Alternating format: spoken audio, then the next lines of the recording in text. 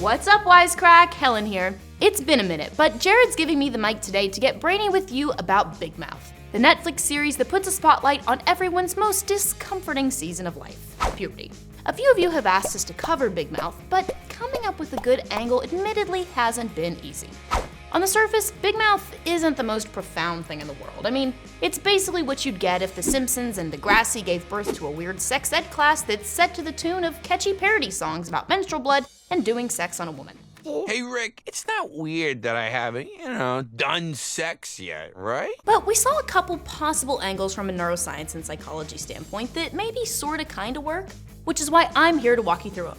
So grab your bag of dicks and hold on tight for this half-baked breakdown of Big Mouth. And yes, spoilers ahead. But before we get to that, want to let you guys know that this video is sponsored by BetterHelp, the online counseling service. You might be aware that there was some controversy surrounding the company. We're aware too, and we've addressed these concerns in our Philosophy of True Detective video. The link's in the description if you want to check it out. Long story short, we all believe in the value of speaking to someone on a regular basis, and we think BetterHelp is a good option for people who think online therapy is the right fit for them. So stick around till the end of the video for more info, and now, back to the show. Okay, so for those of you who haven't seen the show, here's a quick rundown. Big Mouth covers all your standard puberty plots. In season 1, our heroes have their first kisses, wrangle with their sexuality, knock up a bean-filled pillow, typical teenager stuff. Most of this is on account of the hormone monsters, big hairy creatures who are constantly telling our heroes how to live their lives and, more importantly, where to put their genitals. There we go. Visualize. Focus. Interesting.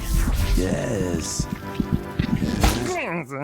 In season 2, they're basically doing the same things, but with a new shoulder devil thrown in the mix, the Shame Wizard. All these youthful foibles gave us our first pitch, the crazy pubescent brain. Scientists find human adolescents fascinating for a reason. Their rapidly changing brains make them like no other creature on Earth. In the words of neuroscientist Francis Jensen, teenagers are like Ferraris with weak brakes, which is why they're more prone than adults are to doing erratic shit, like giving in to the thrill of shoplifting or running away with your not boyfriend and his pillow/baby mama. Pam?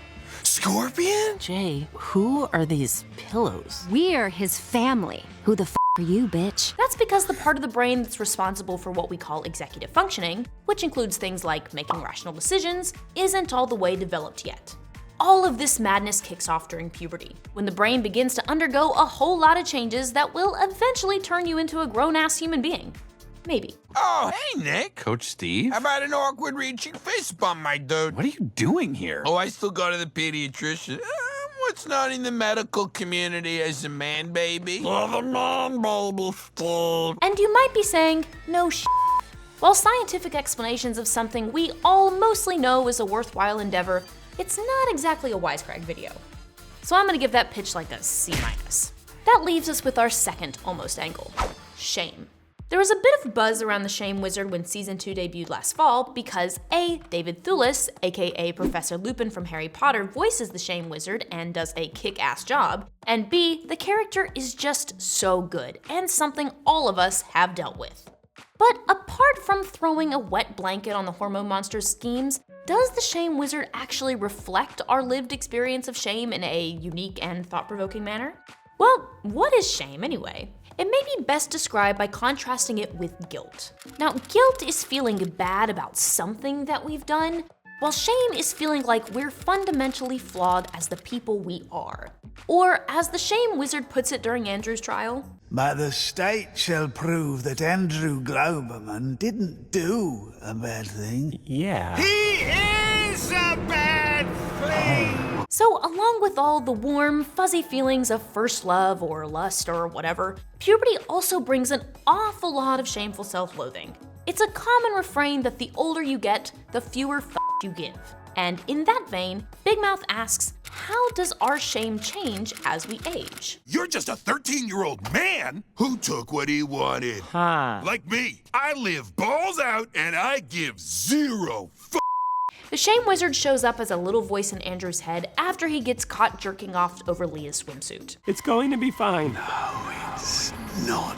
What? She's on everything. Who said that? She's going to tell everyone. He proceeds to follow the kids around, berating them for the things they do, much to the chagrin of the hormone monsters. Just give the kid a night off. Give all the kids a night off. But as far as the show tells us, the shame wizard doesn't have any power over adults, despite the fact that their behavior is way more messed up. Like Jesse's mom cheating on her dad and then banishing him to the basement, and Jay's parents generally just being sleazy assholes. I will happily abandon my family to get you the divorce settlement you deserve. I mean, the poor guy's mom gets drunk and forgets to pick him up from school on a daily basis, then sleeps with his teacher, all while his dad is out banging other women and getting criminals off the hook.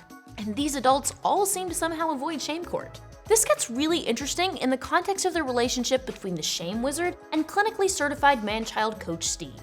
He's the only adult that we see interacting with shame, and he's apparently immune to it, even though he sleeps with the mother of his student and so-called best friend, and knocks out a fellow teacher with a bat.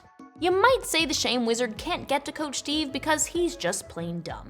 But even if that's the case, it still doesn't change the fact that the teens are the only ones who are visibly tormented by the shame wizard.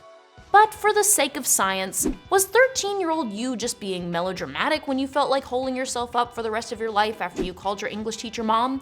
Or was your brain actually conspiring against you? Well, admittedly, there's not a ton of clear-cut evidence that teenagers are more shame-ridden than adults. There is some. Susceptibility to shame decreased as kids entered young adulthood in one study, something the researchers thought might have to do with the fact that as your brain matures, it's better able to regulate emotions. And this makes sense when you think about how teens process emotions compared to adults. Teens are known to pick up on social and emotional cues that adults just filter out. They also spend more time thinking about the way others see them, traits that psychologists think are, from an evolutionary standpoint, supposed to help them make friends. This has the unfortunate side effect of making them a lot more easily embarrassed and maybe even ashamed.